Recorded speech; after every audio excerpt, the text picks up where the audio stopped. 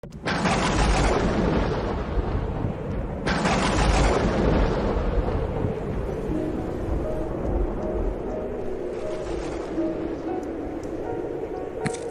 Seigneur soit avec vous. Et avec votre esprit. Évangile de Jésus-Christ selon saint Luc. Gloire à toi, Seigneur. En ce temps-là, parmi les disciples, le Seigneur en désigna encore 72, et il les envoya 2 par 2 en avant de lui, en toute ville et localité où lui-même allait se rendre. Il leur dit: la moisson est abondante, mais les ouvriers sont peu nombreux. Priez donc le maître de la moisson d'envoyer des ouvriers pour sa moisson. Allez, voici que je vous envoie comme des agneaux au milieu des loups. Ne portez ni bourse, ni sac, ni sandales, et ne saluez personne en chemin. Mais dans toute maison où vous entrerez, dites d'abord: paix à cette maison. S'il y a là un ami de la paix, votre paix ira reposer sur lui. Sinon, elle reviendra sur vous. Restez dans cette maison, mangeant et buvant ce que l'on vous sert, car l'ouvrier mérite son salaire. Ne passez pas de maison en maison. Dans toute ville où vous entrerez et où vous serez accueillis, mangez ce qui vous est présenté. Guérissez les malades qui s'y trouvent et dites-leur: le règne de Dieu s'est approché de vous. Mais dans toute ville où vous entrerez et où vous ne serez pas accueillis, allez sur les places et dites: même la poussière de votre ville collée à nos pieds, nous l'enlèverons pour vous la laisser. Toutefois, sachez-le, le règne de Dieu s'est approché. Je vous le déclare, au dernier jour, Sodome sera mieux traitée que cette ville. Acclamons la parole de Dieu. Louange à toi, Seigneur Jésus. Sainte Faustine Kowalska est celle à qui le Seigneur est apparu pour manifester sa divine miséricorde aux hommes. Cette divine miséricorde qui nous invite à faire confiance en Dieu et faire confiance surtout pendant les moments où il est difficile pour l'homme de lui faire confiance. Faire confiance en Dieu pendant les moments d'obscurité, pendant les moments de persécution, les moments de tempête dans nos vies, les moments de crise. C'est à ce moment-là qu'il faut dire au Seigneur: je ne te vois pas, je ne te sens pas. Pourquoi m'as-tu abandonné? Je ne sais pas où tu es, Seigneur. Je ne sais pas pourquoi cette situation dans ma vie. Je ne sais pas pourquoi tu permets ceci dans ma vie, dans la vie de ma famille. Je ne sais pas pourquoi tu permets cette maladie dans la vie de mes enfants. Je ne sais pas pourquoi les divisions dans ma famille. Mais j'ai confiance en toi, Seigneur. J'ai confiance en toi. Je ne comprends pas, Seigneur. Mais qui suis-je pour comprendre ta volonté? Qui suis-je pour comprendre tes mystères? Je ne comprends pas, Seigneur. Mais j'ai confiance en toi. Cette confiance a servi au peuple polonais à supporter pendant 50 ans la dictature nazie et communiste. La supporter, ne pas se rendre et la vaincre. Maintenant, la divine miséricorde, la miséricorde de Dieu, la miséricorde que Dieu a envers les hommes, nous réclame 2 choses principales. La première, un concept de péché. Comment vais-je demander miséricorde à Dieu pour mes péchés si je ne suis pas conscient que je suis un pécheur? Celui qui ne sait pas qu'il est un pécheur ne demande pas pardon. Celui qui ne demande pas pardon ne reçoit pas la miséricorde de Dieu, ne reçoit pas le pardon de Dieu. Beaucoup de personnes, et nous pouvons le témoigner, parce qu'autour de nous et même dans nos familles, ils existent ces hommes qui, en leur disant le mal qu'ils font, ils se fâchent parce qu'ils ne sont pas conscients du mal qu'ils font et donc ils ne peuvent pas demander pardon et recevoir la miséricorde de Dieu. Il est donc nécessaire pour l'homme de recevoir cette miséricorde et être conscient que nous avons péché, que nous sommes des pécheurs. Être conscient que nous avons offensé non seulement le Seigneur, mais aussi nos proches et que nous devons demander pardon pour recevoir cette divine miséricorde. La miséricorde de Dieu est toujours en exode, c'est-à-dire est toujours en sortie. Le cœur de Dieu ne garde pas de la haine.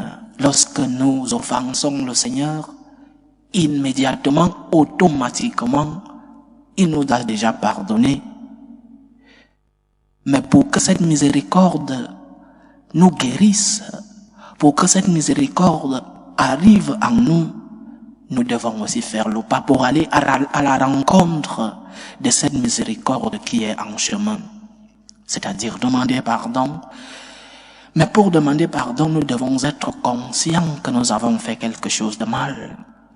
Celui qui n'est pas conscient qu'il a péché ne demande pas pardon.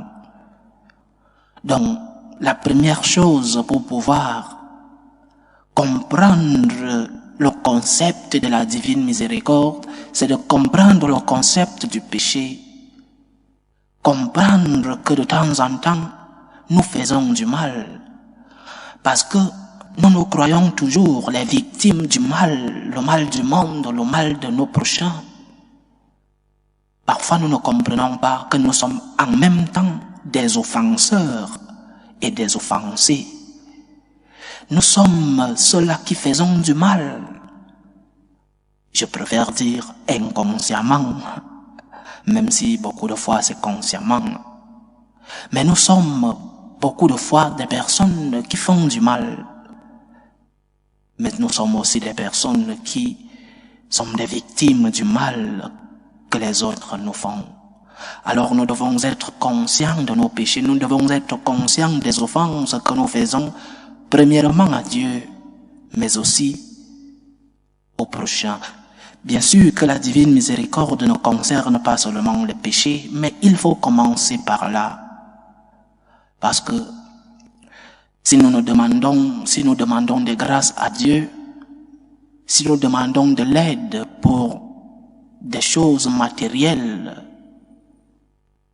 mais en demandant si nous sommes dans le péché, comment allons-nous obtenir la miséricorde, la pitié de Dieu? Comment peux-tu obtenir des faveurs d'une personne à qui tu offenses? Je t'offense, je te donne un coup de gifle, un coup de couteau, mais immédiatement, je viens te demander des faveurs. Attends. Demande d'abord pardon, réconcilie-toi avec la personne à qui tu as offensé avant de lui demander des faveurs. Donc la miséricorde de Dieu, cet amour de Dieu pour les hommes, a son origine sur la reconnaissance de nos péchés. Quand tu reconnais le tort que tu as fait, quand tu cherches cette réconciliation, alors tu peux demander des faveurs de notre Seigneur. La miséricorde se reçoit en demandant pardon et les faveurs se reçoivent lorsque nous sommes en grâce, lorsque nous nous sommes réconciliés, lorsque nous sommes en amitié avec celui-là à qui nous demandons des faveurs. Donc, première chose pour parler de la miséricorde de Dieu, la reconnaissance du péché. Parce que pour demander l'amour de Dieu, pour demander des grâces, pour demander des bénédictions, nous devons être en amitié avec celui-là à qui nous demandons ses faveurs. Mais il y a autre chose dans le concept de la miséricorde. La miséricorde de Dieu pour nous. Mais nous devons aussi nous demander, nous devons comprendre que Dieu a aussi besoin de notre miséricorde, de notre amour. Dieu a aussi besoin d'une réponse d'amour pour l'amour qu'il nous a déjà donné. Le Dieu de la miséricorde ne doit-il pas être aimé par nous? Le Dieu de la miséricorde ne doit-il pas recevoir une réponse de miséricorde par nous? N'a-t-il pas le droit d'être remercié? Nous disons, divine miséricorde, j'ai confiance en toi.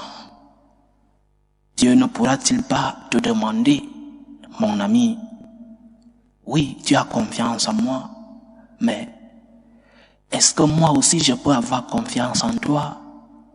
Est-ce que je peux trouver en toi ce cœur reconnaissant, ce cœur plein de gratitude, ce cœur qui répond à l'amour que je t'ai déjà donné par de l'amour? Hier, nous fêtions la mémoire de Saint François d'Assise qui s'écriait « L'amour n'est pas aimé ». Est-ce que nous aimons l'amour? L'amour qui est Dieu, Saint Jean le définit ainsi, Dieu est amour. Alors si Dieu est amour, nous lui devons une réponse d'amour. Et Dieu te demande, oui, je suis la divine miséricorde. Je suis le Dieu de l'amour. Mais peux-je trouver en toi un cœur plein d'amour, un cœur plein de reconnaissance, un cœur plein de gratitude?